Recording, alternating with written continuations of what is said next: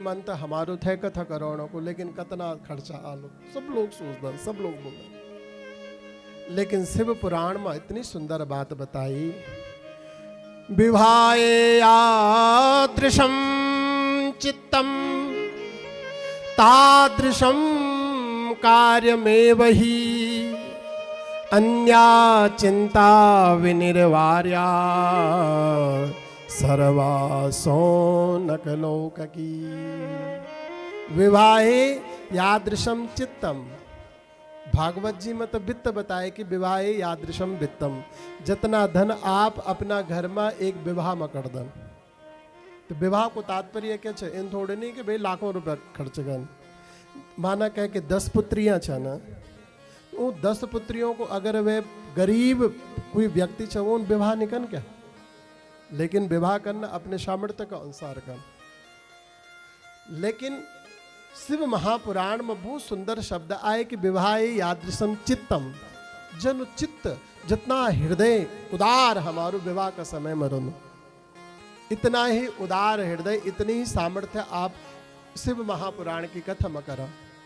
अगर आपके 1 लाख की गुंजाइश तो 1 लाख में ही आप कथा करा। अगर आपके करोड़ की गुंजाइश तो आप करोड़ खर्च करा। भी शादी में तो हम अनावश्यक चीजों में लाखों बर्बाद कर देंदन। 1-1 2-2 लाख का तो हम पटाखा फोड़ देंदन। 1-1 2-2 लाख का तो हम कपड़ा पहन देंदन। 1-1 2-2 लाख का तो हम मेकअप वाला बुले देंदन।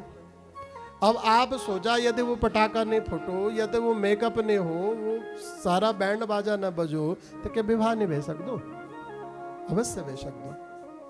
ते वास्ते जो है अपनी सामर्थ्य का अनुसार, जितना हमारी सामर्थ्य है उतना सामर्थ्य का अनुसार आप उदार हृदय से शिव महापुराण की कथा तय करवाई चढ़ लगे। और फिर नियम बताए गए, उदंग मुखो भवेद वक्ता श्रोता प्राग वदनस्ततः। अगर उत्तराभिमुख अगर वक्ता को मुख च, तो मुख्य यजमान को मुंह जो है पूर्वाभिमुख हो। उदंग मुखो भवेद वक्ता, अगर वक्ता को मुख उत्तर की तरफ छे तो जो याज्ञिक यजमान के जो आसन छ वो पूर्वाभिमुख बैठी जाओ। अगर पूर्व की तरफ यजमान को मुख छे, अगर वक्ता को मुख छे तो उत्तराभिमुख जो छे।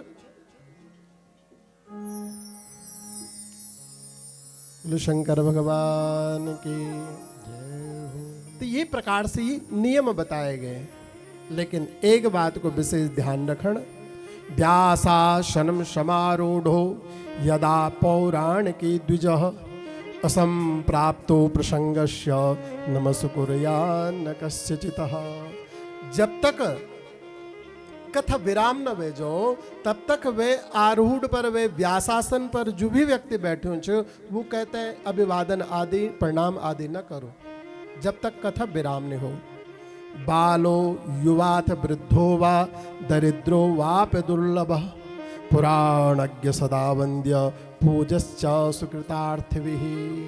वह व्यास आसन पर जो भी विराजमान है, वो चाहे बालक हो, चाहे वो वृद्ध हो, चाहे वो गरीब हो, चाहे वो दुर्बल हो, जो भी चे वैसे वो विशाल बुद्धि तय रखी तय, वह पर गुरु को भाव रखी तय, हम तय आदर दिन उच्चारण लगे।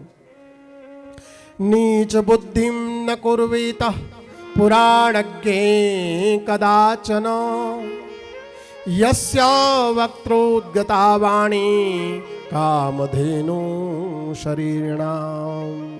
कभी भी वे वक्ता का पढ़ते जो नीच बुद्धि निचवल रखी चढ़ने लगे। ये वास्ता यो नियमों तय पालन करी तय हम तय पुराण की कथा तय श्रवण करूं चढ़ने लगे।